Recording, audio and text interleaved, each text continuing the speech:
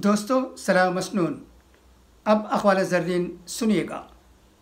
गुनाह का आगाज़ मकड़ी के जाल की मानिंद नाजुक होता है, लेकिन अंजाम जहाज़ के रस्से की मानिंद मजबूत और नाकाबिल शिकस्त होता है।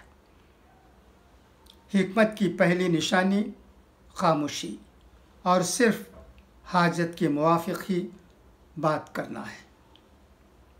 जो हक़ बात कहने में तामुल करके चुप रहे वो गूंगा इब्लीस है।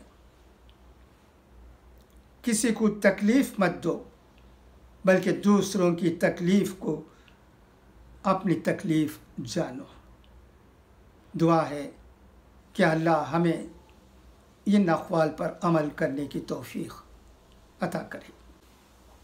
दोस्तों, राहुल गांधी ने कहा है महंगाई के ख़िलाफ़ मुल्क मुत्तहिद हो रहा है। कांग्रेस के साबिक़ सदर राहुल गांधी ने बुध को गैस, पेट्रोल और डीज़ल की कीमतों में बेतहाशा इजाफ़े पर मरकज़ी हुकूमत पर हमला करते हुए कहा कि हुकूमत ने गुज़िश्ता 7 बरसों में 23 लाख करोड़ रुपये कमाए हैं। ये रकम कहाँ गई, इसका कोई हिसाब नहीं है। मिस्टर राहुल गांधी ने आज यहाँ एक प्रेस कॉन्फ्रेंस से खिताब करते हुए कहा कि एलपीजी, पेट्रोल, डीज़ल की कीमतों में मुसलसल इजाफ़ा हो रहा है और लोगों को लूटा जा रहा है, जबकि बैनुल अक़वामी मार्केट में इन तीनों पेट्रोलियम मसनूआत की कीमतें कम हो रही हैं। उन्होंने बताया कि 2014 में यह गैस सिलेंडर 410 रुपये में आता था, जो अब 116% बढ़कर 885 रुपये हो गया है। इसी तरह 2014 में पेट्रोल 71 रुपये फ़ी लीटर था, जो आज 41% बढ़कर 101 रुपये हो गया है। डीज़ल 2014 में 57 रुपये फ़ी लीटर था, जो आज 55% बढ़कर 88 रुपये फ़ी लीटर हो गया है। राहुल गांधी ने पेट्रोल, डीज़ल और एलपीजी गैस की लगातार बढ़ती कीमतों के ताल्लुक़ से मोदी हुकूमत को तनक़ीद का निशाना बनाया। उन्होंने कहा कि जीडीपी का मतलब है गैस, डीज़ल और पेट्रोल। इन अशिया की कीमतें बढ़ने से आम लोगों को सीधी चोट लगती है। इसका असर आवाम की जेब पर पड़ता है। तेल की कीमत बढ़ने से महंगाई में इजाफ़ा होता है और इसका असर गरीब आवाम पर पड़ता है। उन्होंने कहा कि मोदी सरकार गरीबों का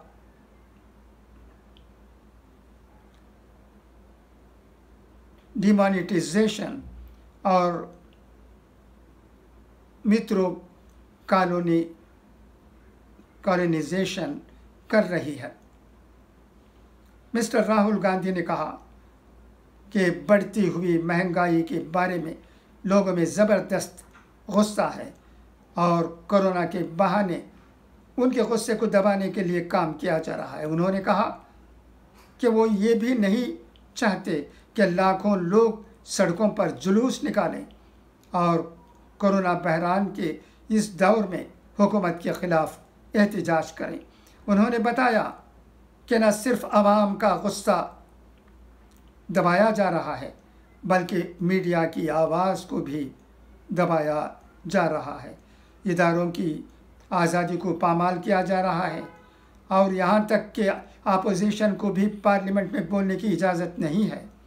मिस्टर गांधी ने हुकूमत को ख़बरदार किया कि इसे समझ लेना चाहिए कि इस गुस्से को ज़्यादा देर तक दबाया नहीं जा सकता।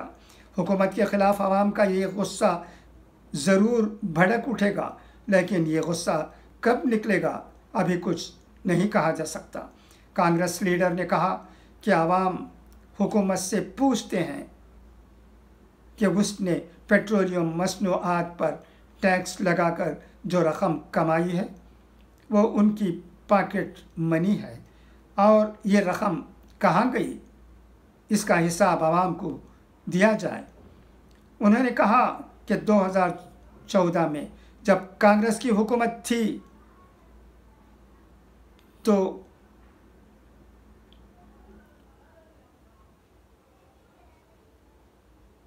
बैनुल अक़वामी मार्केट में खाम तेल 105 रुपये फ़ी पेट्रोल फ़ी बैरल था, जो कि अब $71 फ़ी बैरल की शरह से फ़रोख्त हो रहा है, $32 की कमी से। इसी तरह बैनुल अक़वामी मार्केट में LPG गैस की कीमत में 26% कमी आई है। उन्होंने कहा कि आवाम को इसका फ़ायदा मिलना चाहिए, लेकिन यह हुकूमत आवाम पर उल्टा बोझ डाल रही है। मिस्टर गांधी ने कहा कि मुल्क में इस वक्त एक संगीन माशी बहरान में फंसा हुआ है। वज़ीर ख़ज़ाना इन हालात को नहीं समझ रहे ही हैं, इसलिए वज़ीर आज़म नरेंद्र मोदी को ख़ुद आगे आना चाहिए और माहिरीन से बात करनी चाहिए और मुल्क को इस बहरान से निकालने के लिए काम करना चाहिए।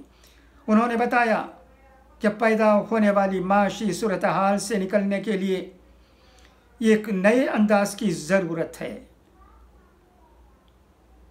नोटबंदी और मेड इन इंडिया जैसे मोदी के ख़यालात नाकाम हो चुके हैं, इसलिए उन्हें कांग्रेस के तजुर्बे से फ़ायदा उठाना चाहिए और मुल्क को माशी बहरान से निकालने के लिए काम करना चाहिए। मिस्टर राहुल गांधी ने कहा कि इस वक्त मुल्क में न सिर्फ माशी बहरान है बल्कि क़ियादत का बहरान भी पैदा हुआ है। वज़ीर आज़म हालात देखकर घबराए हुए हैं, इसलिए वो हर मसले पर खामोशी इख्तियार करते हैं, लेकिन खामोशी मसले का हल नहीं है। उन्होंने कहा कि चीन हमारी हालत को भी समझता है, इसलिए वो फ़ायदा उठाने की कोशिश कर रहा है।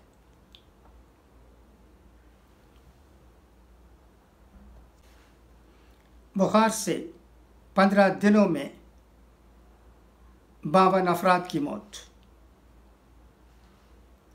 उत्तर प्रदेश के फ़ैरोज़ाबाद में नामालूम बुखार का कहर बढ़ता जा रहा है।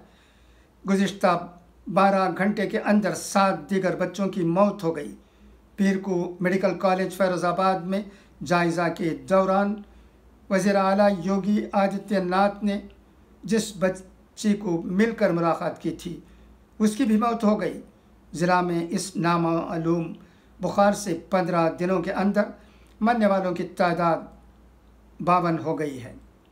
मेडिकल कॉलेज के प्रिंसिपल डॉक्टर संगीता ने बताया कि 240 बच्चे भर्ती हैं।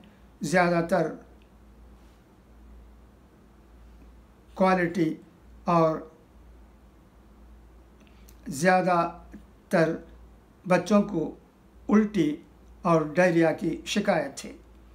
उनमें डेंगू और मलेरिया जैसी अलामत है।